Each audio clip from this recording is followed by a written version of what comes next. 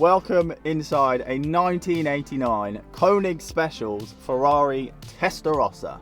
Excuse my French, but holy shit, this thing is insane. It's super rare and it's older than me. Like the M4 DTM I just drove, this is another car from my friend Nick's car collection. So shout out to Nick again for letting me have a go in it. Right then, let's fire this monster up and go for a drive. And by the way, this thing is straight piped.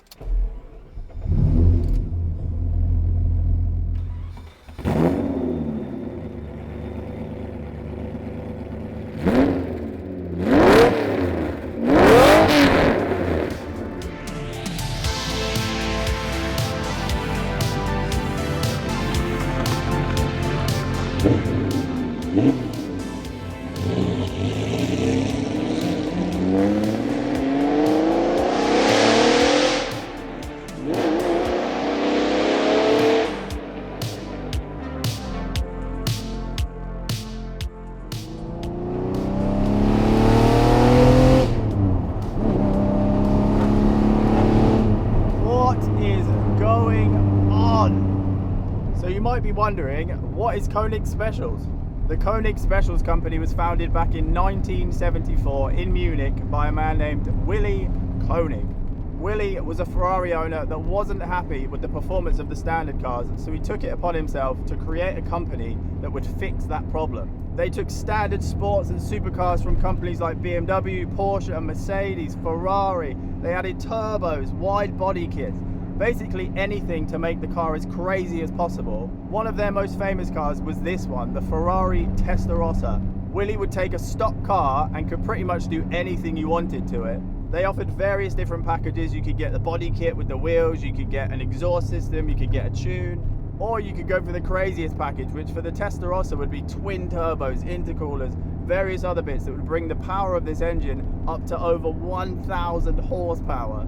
Can you imagine driving around in the 80s in a 1,000 horsepower Testarossa?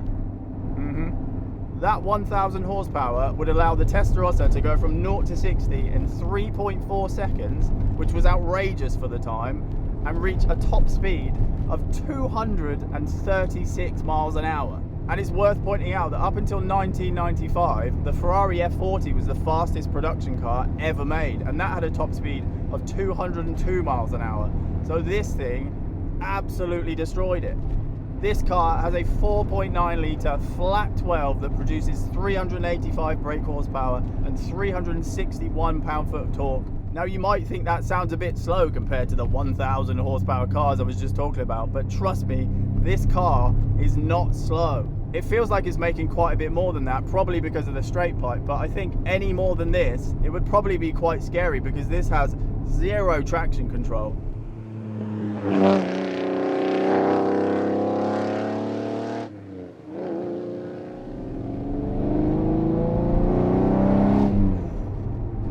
The flat 12 revs to 7,100 RPM and the power delivery is so nice and linear.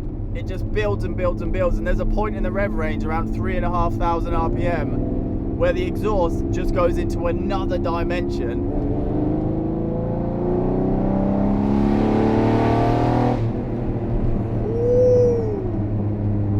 Wow. This is by far one of the coolest looking cars I have ever seen. The body kit looks insane and the Rosso Corsa looks amazing against these 18-inch BBS wheels. They were designed especially for the Koenig Specials Testarossa and they look so good. There's something about deep dish wheels on an old school boxy looking supercar that just, it just hits the spot. And we've got pop-up headlights. I feel like I've gone back in time. The interior is super retro looking. We've got leather everywhere. I love these dials in front of me and this old school looking Ferrari steering wheel. We've got a few modern luxuries down here. We've got electric windows, we've got electric mirrors. We don't have air conditioning, but we do have air. And Nick's had a Bluetooth stereo put in with a decent sound system, so he's got that covered. Even if you can't hear it,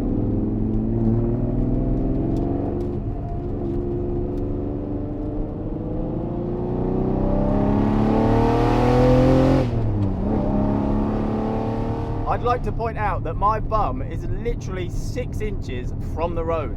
This car is so low that if I stand next to it, it is lower than my hip bone. But considering I'm 6'4", I don't fit too badly in here. I have to lean back quite a bit and I pretty much hit my head every time I get into the car. But once I'm properly into the seat, there's a nice little gap up here for my head, so it's not too bad really. When I'm in first gear, my knee's kind of jammed between the gear stick and the steering wheel, but I can deal with that. Speaking of the gear stick, this is a 5-speed dogleg gearbox, so first is down to the left, up and then to the right for second, down again for third. It took me a little while to get used to it, mainly because this car is left-hand drive, so it's kind of like a double back-to-front situation, but now I've got it down, it's so nice to use. At slower speeds, the clutch and the accelerator are pretty rough to use as they're super heavy and sensitive, but once you're up to speed, oh, it's glorious.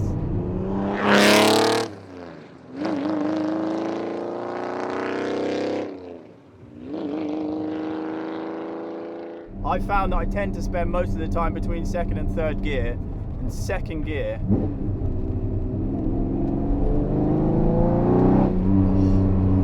God, second gear is the one.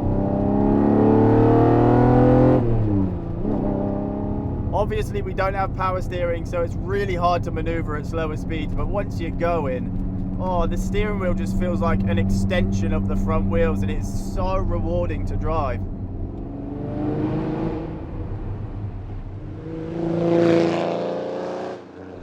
The last time I heard a car this loud was at the Goodwood Festival of Speed. When you see the proper race cars flying up the hill, this is as loud as that. You know the loudness where it kind of hurts and afterwards you're a little bit more deaf than you were before? Yeah, it's that loud.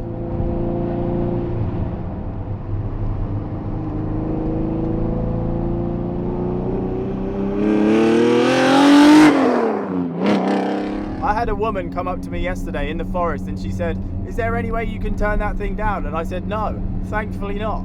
And then she said, "If I was out riding my bike and you drove past me in that, I would die." So I said, "Hang on, you would die if I drove past you in this?" She said yes, and then she walked away. It was a nice little chat that proves how loud this car is. It is so loud, you will actually die.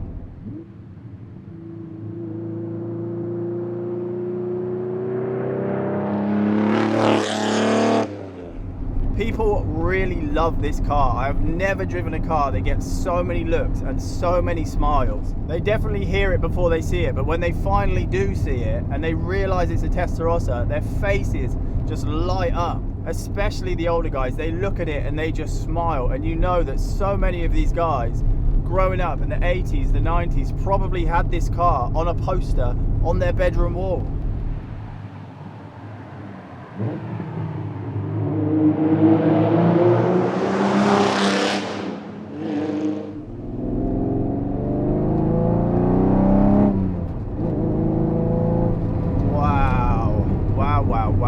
Wow. What an experience this thing is. A massive thank you to Nick again for letting me have a go in it. If you're into your cars, then you will love his Instagram, so definitely go and check that out. I hope you enjoyed this video. If you did, hit that like button, subscribe for more, and I will see you in the next one.